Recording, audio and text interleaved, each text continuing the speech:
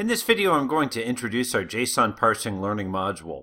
First, let's take a look at our Scrum board. On the story autocomplete plant names, we are going to read a JSON source of plant name data. We'll start that and we'll finish it. We're going to parse JSON via JSON object and or retrofit.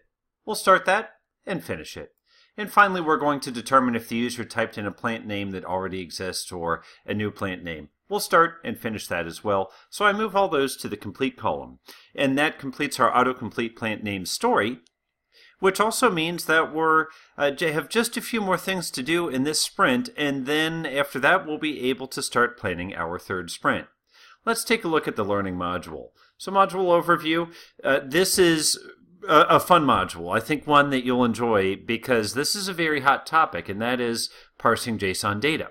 So one thing that I'll point out is that JSON data is available, a lot of it is freely available over the internet, and you can make a really nice application by gluing together this different JSON data from different sources. So I mentioned before I started a website, JSONServices.com, and that lists out some nice JSON feeds that I've found that you're welcome to use. I will say I just threw some things up here quick and dirty, so it's very much a monochrome website, not a very friendly look and feel, but my plan this weekend is to tweak this a little bit, make it a little easier to use, and also allow users to submit their own sources of JSON data. So it might look a little bit different by the time you see it, but nonetheless, if you need some inspiration on JSON services that are freely available, feel free to go out and go to this JSONServices.com. I will put that in our learning module as well. Now let's take a look at our learning module. We're going to see how to make some network calls. We're going to see how to parse JSON data. Some learning objectives. We're going to consider some HTTP, also JSON object, JSON array, something called a JSON viewer, which is a tool we can use to look at JSON. A little consideration around exception handling. Exception handling is something that I think a lot of even very experienced Java programmers don't really know how to do well.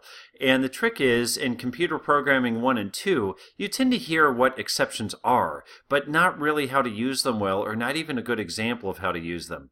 So in a class like this, which is a 300-400 level course, it gives an excellent opportunity to jump in and see how we can actually use them effectively to make our application better. So there are a couple of different concepts that we'll look at. First of all, we're going to look at retrofit to easily parse JSON in Android.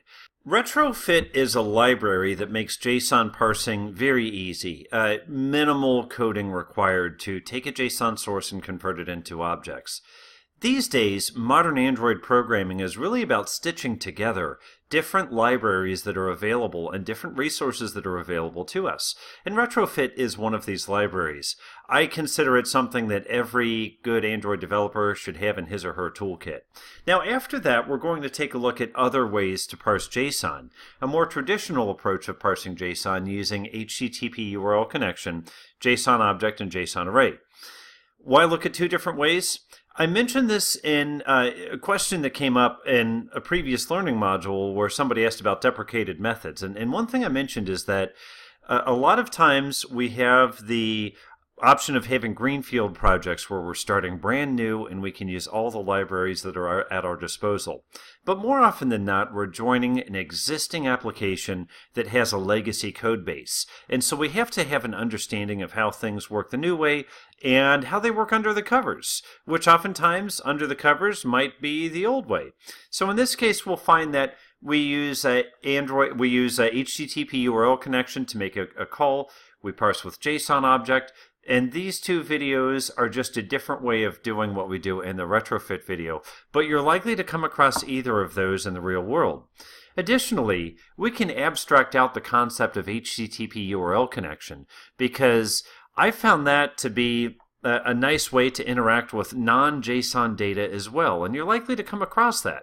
Or maybe you need to download a file or upload an image or something like that. So for that, we want to consider this HTTP URL connection. Now, before getting into those, we're going to have a discussion of exceptions in Java.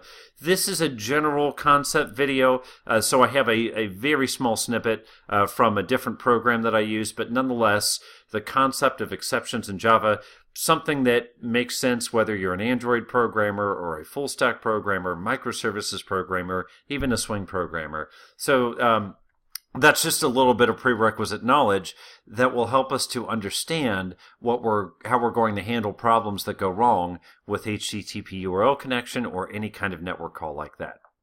After that, we're going to tie up our JSON feed of data into our autocomplete, and then we're going to take a look at how to add a progress dialog so that we can show the user when a long-running process is happening, we can show them that some progress is happening. Then, of course, the quiz question suggestions and the quiz. So this will be a good learning module, probably one of the most popular of the sequence, so I hope you enjoy it. Thank you.